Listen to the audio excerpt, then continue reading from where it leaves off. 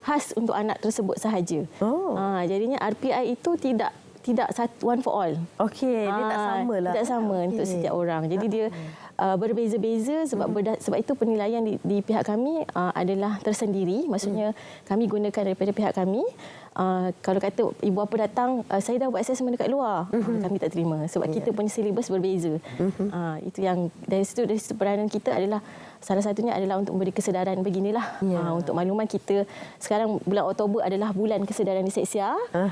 Jadinya PDM juga akan mengadakan satu siri perbincangan pada 15 hari bulan 10 untuk siapa-siapa yang berminat untuk tahu lebih lanjut tentang apakah itu disleksia, bagaimana kita nak bantu, especially in term of emosi anak-anak disleksia. Sebab kebanyakan masa anak-anak disleksia ni yang kita jumpa ada self-esteem yang sangat rendah. Ialah sebab dia pergi sekolah, cikgu asyik kena marah sebab asyik tak dapat. Betul. Sebab kita nak ajar membaca lagi mungkin. Kita ajar sekali tak dapat. Esok kena ulang lagi sekali tak dapat juga. So jadi ada self-esteem yang sangat rendah lah. So that's why kita kena tahu how to help this kind of untuk anak-anak ni lah. Banyak yang perlu ibu bapa tahulah. Ya, betul. Jadinya dia perlukan perhatian oleh semua lah. Not necessary hanya ibu bapa. Dan that's why di sini kami PDM ni motif kami untuk membantu anak-anak inilah selain daripada assessment dan juga kelas tersebut. Okey. Dan sebagai peringkat awalnya, Tuan, bagaimana untuk ibu bapa mengenal pasti anak-anak tu mempunyai anak-anak itu disleksia lah. Sebab kalau kita tengok mungkin daripada awalnya mungkin dari segi tak reti membaca, mengira dan juga menulis. Selain daripada itu, apa lagi antara ciri-ciri yang akan ditunjukkan oleh mereka?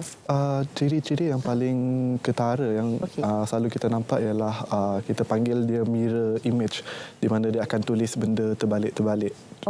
Contohnya huruf P dan Q. Huruf P, Q kecil. So, dia nampak agak sama kalau kita terbalikkan dia. Sama juga untuk huruf B dan D. So, dia akan confuse B and D. Kadang-kadang dia akan tulis terbalik dari kanan ke kiri instead of kiri ke kanan. Wow. And then, sama juga untuk nombor pun dia akan tulis terbalik. Wah, itu dia antara ciri-ciri yang akan ditunjukkan lah. Signal lah yang diberikan kepada ibu bapa lah. Jadi ibu bapa perlu untuk mengambil tahu tentang perkara ini. Jangan ambil mudah kerana ia juga akan memberi kesan kepada pembelajaran, proses pembelajaran anak-anak kita kan, dan juga pada masa depan mereka juga. Terima kasih saya ucapkan kepada kedua-dua tetamu saya, iaitu Puan Malina Misron, Ketua Unit Penilaian Persatuan Disleksia Malaysia, dan juga Tuan Abdul Kirin, Presiden Persatuan Disleksia Malaysia. Terima kasih diucapkan kepada kedua-duanya. Okey, dan seterusnya para penonton kita akan bersama dengan Munawar Azmi untuk perincian selanjutnya. Silakan Munawar. Ya, sudah pastinya sekarang ini kita akan berbicara berkenaan luka semalam. Sudah pasti ianya merupakan salah satu tajuk yang akan dikemukakan untuk forum perdana yang merupakan anjuran Majlis Agama Islam Selangor dengan kerjasama JAKIM, dan juga kita akan menyentuh berkenaan bagaimana pengurusan pemulihan asnaf Rikab yang telah dilaksanakan oleh Jabatan Agama Islam Selangor, Majlis Agama Islam Selangor. Dan sudah pastinya hari ini kita bersama dengan Ustaz Suhaimi Ismail, merupakan pengarah pembangunan sosial Majlis Agama Islam Selangor. Assalamualaikum Ustaz. Waalaikumsalam warahmatullahi taala wabarakatuh. Alhamdulillah Ustaz. Topik yang sangat penting untuk kita sampaikan. Mungkin ramai dalam kalangan kita yang tidak menyedari ataupun tidak memahami berkenaan istilah asnaf Rikab ini, ialah dalam situasi dunia moden pada ketika ini, dan bagaimana kita perkaitkan dengan tajuk forum perdana yang mungkin akan dilaksanakan selepas ini, iaitu luka semalam Ustaz. InsyaAllah. Bismillahirrahmanirrahim. Assalamualaikum warahmatullahi taala wabarakatuh. Sidang penonton yang dirahmati Allah Subhanahu wa taala, tak lupa juga kepada rakan kita di studio. Apabila kita menyentuh tentang perkara luka semalam, untuk maklumat sidang penonton yang dirahmati Allah Subhanahu wa taala sekalian, semua kita mempunyai kisah silam yang pelbagai. Ada di antara kita yang mempunyai kisah silam yang suka, ada yang duka, ada yang gembira, ada yang melukakan. Sehingga kan apabila dikenang-kenang peristiwa tersebut, ya Allah, teruknya aku dulu. Dan perkara tersebut kebanyakan daripada perkara-perkara yang melibatkan peristiwa yang buruk, peristiwa yang menjurus kepada masalah sosial ni, mereka ni tergolong dalam kelompok yang disebut sebagai Rikab kalau nak dikaitkan ke situ. Sebab untuk maklumat, Rikab itu sendiri kalau dilihat pada tafsiran yang lama ataupun tafsiran yang asal adalah hamba. Namun perkara tersebut diperluaskan tafsiran Rikab tersebut, iaitu mereka yang terbelenggu dengan satu kuasa yang menghalang daripada kebebasan diri mereka. Dan apa yang menghalang tu adalah di kalangan mereka ada yang terjerumus dalam masalah sosial, ada yang terjerumus dengan masalah akidah. Jadi tuan-tuan dan puan-puan yang diminta Allah Subhanahu Wa Taala sekalian, antara masalah sosial yang membelenggu mereka daripada untuk hidup selaku seorang yang normal, muslim yang normal ni, antaranya adalah masalah-masalah yang terkait dengan dadah. Yang sama ada melibatkan ketagihan ataupun mereka yang melibatkan pengedaran dadah. Dan ada juga di kalangan mereka yang terjerumus dengan masalah jenayah syariah. Contohnya yang terjerumus dengan zina, yang terjerumus dengan khalwat dan sebagainya. Dan juga ada juga yang terjerumus dengan masalah amalan-amalan salah. Contohnya tak solat pakai niat dan sebagainya.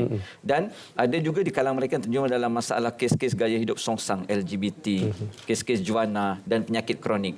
Dan tidak ketinggalan juga bagi mereka yang pernah terjerumus dengan masalah-masalah akidah, contohnya mereka menganuti masalah ataupun fahaman yang salah, serta bagaimana nak memurnikan akidah mereka agar kembali ke pangkal jalan, iaitu mengamalkan hidup seorang muslim yang sebenar.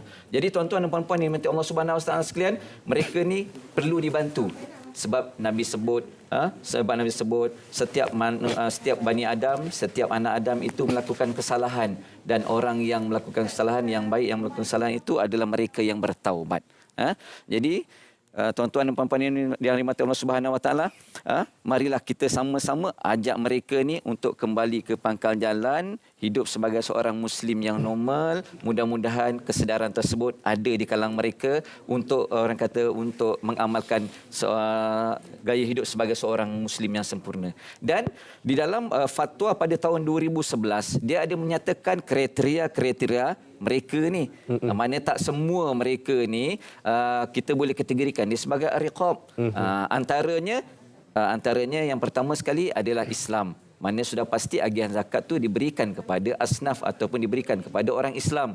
Yang keduanya, mereka ni tidak ada sumber pendapatan, mana mereka ni dibantu untuk proses pemulihan. Dan yang ketiganya, mereka ni disahkan ingin membebaskan dirinya daripada belenggu tersebut. Bukan senang-senang, maknanya bila saya ni asnaf rekod mohon bantuan, tak. Mungkin di kalangan mereka ni ada yang betul-betul di kalangan mereka ni asnaf rekod yang perlukan bantuan, maka mereka perlu disahkan. Mereka ni masalah apa, LGBT ke, dadah ke dan sebagainya, bukan datang minta bantuan padahal mereka orang yang normal, minta bantuan dan sebagainya. Matlamat kita untuk memulihkan mereka agar menjadi seorang muslim yang sejati, seorang muslim yang sempurna dan boleh mengamalkan gaya hidup sebagai seorang muslim dan tidak terbelenggu dengan masalah-masalah tersebut, sama ada masalah sosial ataupun masalah akidah yang mereka hadapi. Masya-Allah, subhanallah.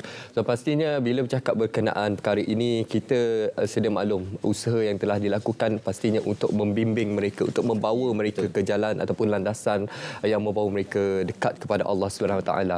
Jadi apa antara langkah-langkah usaha yang telah dilakukan oleh Majlis Agama Islam Selangor sendiri untuk membimbing mereka khususnya dalam kalangan asnaf Al-Riqab ini? Okey, tuan-tuan dan puan-puan yang dirahmati Allah Subhanahu Wa Taala sekalian, dalam kita membantu mereka untuk pulih ataupun untuk bimbing mereka kembali ke pangkal jalan, ada beberapa perkara yang kita laksanakan dan kita boleh rangkumkan dia dalam 6 strategi utama. Yang pertama sekali, kita di peringkat Majlis Agama Islam Selangor melaksanakan proses pendaftaran mereka. Tujuan kita laksanakan proses pendaftaran ini, tuan-tuan, untuk kita memastikan mereka yang dibantu ni mereka yang memang nak pulih. Sebabnya kalau mereka tak pulih ni, kita ada program lain, nama dia program awareness, kesedaran kepada mereka. Dan mereka yang dah sedar nak pulih, kita bantu mereka dan kita bimbing untuk proses pemulihan tersebut agar mereka kembali ke pangkal jalan. Yang kedua, dari sudut rawatan. Sebab setiap yang sakit itu perlu diubat. Betul. Sama ada rawatan secara fizikal ataupun klinikal ataupun rawatan kerohanian. Dan mereka yang bermasalah ni tak lari daripada perkara tersebut.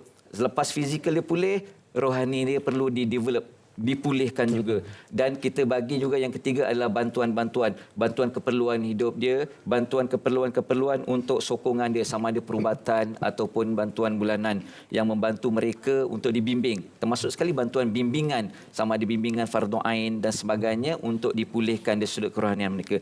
Yang seterusnya dari sudut kawalan ni untuk kita cegah mereka daripada terjerumus semula ke lembah kehinaan, dan termasuklah sekali dari sudut SOP dan sebagainya.